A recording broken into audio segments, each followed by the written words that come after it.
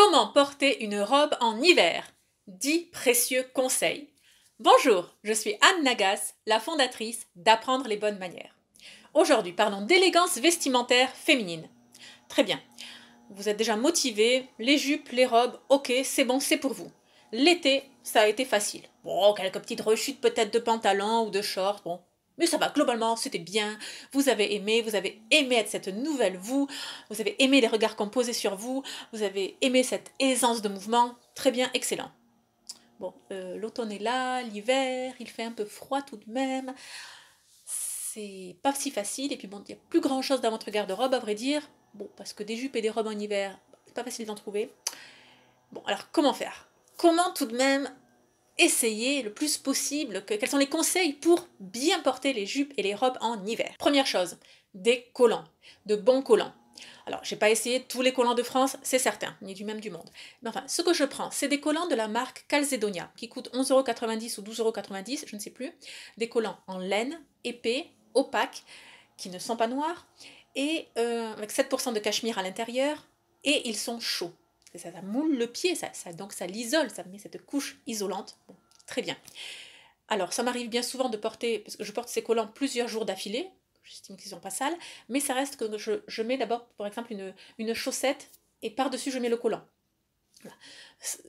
Parce que justement, la pointe des pieds et le talon, surtout, c'est la partie qui s'use le plus. Donc, j'ai pas envie d'avoir 20 paires de collants. Ça reste un budget, on va pas se mentir. Donc, c'est une façon moins de porter les collants d'un jour sur l'autre. Mais voilà, optez pour des collants. Si vous oui, mais j'ai que des collants noirs et vous aviez dit ne pas porter de noir parce que c'est pas élégant, etc.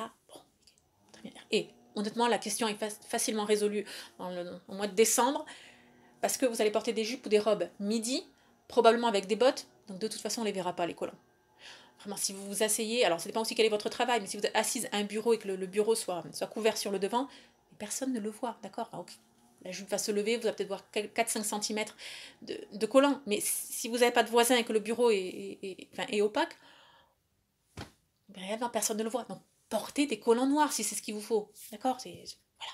Mais donc, oui, en hiver, les collants sont le premier conseil. Deuxième conseil, des jupes et des robes épaisses, opaques, lourdes. Ça, pour toutes les personnes qui ont déjà profité des robes de Thérèse, du blog Femme à part, donc du magasin également Femme à part Collection, vous le savez, la grande surprise qu'on a en ouvrant le paquet, mais c'est pas possible, il y a une erreur, c'est trop lourd, j'ai commandé qu'une seule robe, c'est pas possible d'être aussi lourd. Si. Le tissu est épais.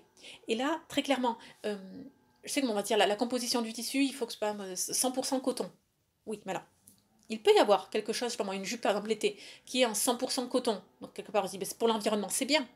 Mais alors si c'est ce 100% coton, mais c'est peu filé au mètre carré, c'est-à-dire le mètre carré du tissu pèse, je sais pas moi, 20 grammes, alors non seulement c'est transparent, mais après ça a beau être du coton, enfin ça vole dans tous les sens, bon. En fait, le grammage du tissu importe énormément. Et en hiver, on a besoin de tissus lourds, épais, tissés et cousus de façon très serrée pour nous tenir chaud, tout simplement. Enfin, c'est pas qu'une question de... à la limite, il faudrait mettre plus de synthétique que trop peu de matière naturelle. Vous voyez ce que je veux dire?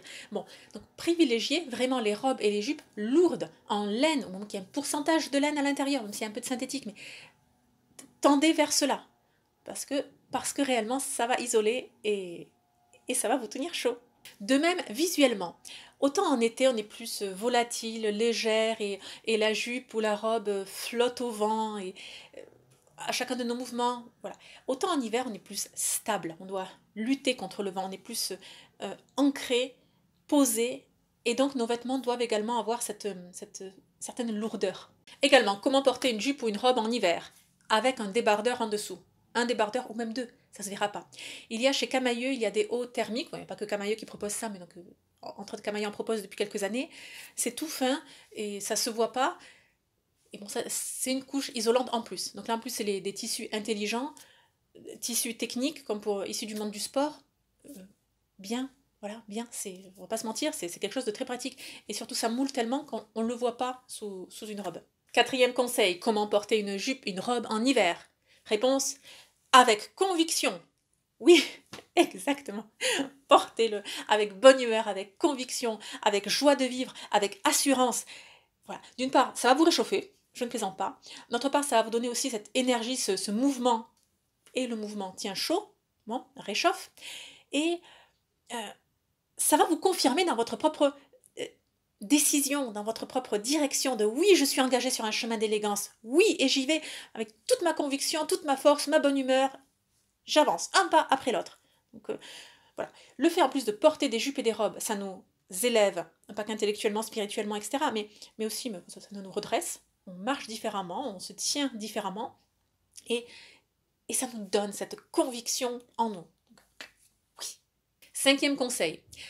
Comment porter la jupe et la robe avec une ceinture? Pas toujours, pas systématiquement, mais...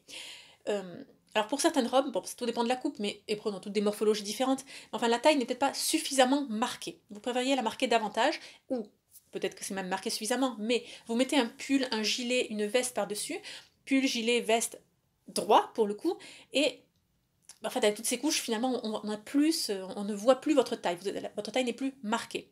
Donc pourquoi pas à ce moment-là, comme moi je suis là maintenant, ceinturer le haut, la jupe, la robe, même si vous mettez une veste par-dessus, un pull, un gilet, parce que mine de rien, on le voit.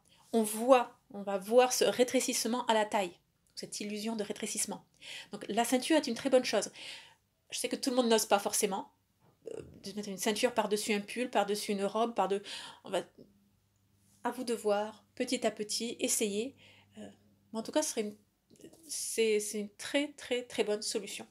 Pour celles d'entre vous qui souhaitent en savoir bien plus sur l'élégance vestimentaire en hiver, je vous invite à découvrir une formation exclusivement consacrée à cette thématique. Vous suivez le lien juste en dessous de la vidéo, vous avez toutes les informations et d'ici 3 minutes, vous pouvez déjà suivre les premiers cours. Les retours sur ce programme sont tous plus enthousiastes les uns que les autres, donc oui, ça a déjà servi à énormément de femmes et à vous aussi, ça va changer votre vie. Oui, garantie. Sixième conseil, couvrez-vous la tête. Oui, avec un bonnet, avec un béret, avec... vraiment, il y a plusieurs possibilités, enfin un chapeau de façon plus ornementale, oui, pourquoi pas, mais avec un bonnet, d'accord, n'allez pas chercher plus loin, un bonnet. La grande partie de notre chaleur s'évacue par la tête, par les cheveux. Donc en hiver, n'ayez pas peur de ça, couvrez-vous la tête. Et si vous dites, oui mais j'ai pas une tête à chapeau, si, tout le monde a une tête à chapeau, c'est juste qu'il faut vous trouver celui qui vous convient. Bon. Et maintenant, globalement, vous aurez besoin de ce bonnet, de ce couvre-chef, surtout à l'extérieur. Pas quand vous allez être dans un bureau, dans votre travail, dans un magasin, Vous voyez ce que je veux dire? Donc, même si, oui, mais enfin, le bonnet, il ne correspond pas à ma tenue, c'est pas la même couleur, ça...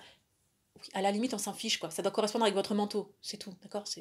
Bon, c'est le principal, parce que vous allez le mettre qu'à l'extérieur. Une fois que vous arrivez à destination, vous l'enlevez. Même si la couleur ne correspond pas. Et je vous invite pas à avoir 10 couvre-chefs différents, et puis, enfin, vous en avez un, c'est déjà bien. Portez-le, un que vous portez. Parce que ça va vous engager à mettre des robes en dessous de votre manteau. Et d'arriver à destination bien au chaud. Septième conseil, portez plutôt la longueur midi que la longueur longue. Pour l'été, oui, on est plus longueur longue, jupe maxi. Pour l'hiver, c'est plus facile d'avoir la longueur midi. À cause essentiellement de la pluie, de la boue, des intempéries, donc pour pas traîner lorsqu'on sort de voiture ou autre, lorsqu'on marche dans les flaques, ou lorsqu'une voiture ou un vélo passe à côté de nous et il y a cette vague de la flaque qui arrive sur nous. Si vous avez des enfants qui courent, qui aiment les flaques et qui vous éclaboussent, bon, finalement, la longueur midi est peut-être meilleure pour l'hiver parce que tout simplement, on ne lave pas les jupes et les robes après chaque port.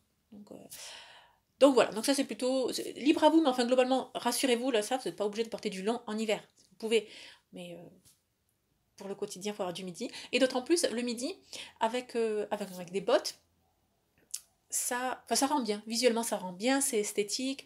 Encore faut-il bien choisir ses bottes, mais ça va vous motiver et ça donne ce petit élan de gazelle, j'ai envie de dire.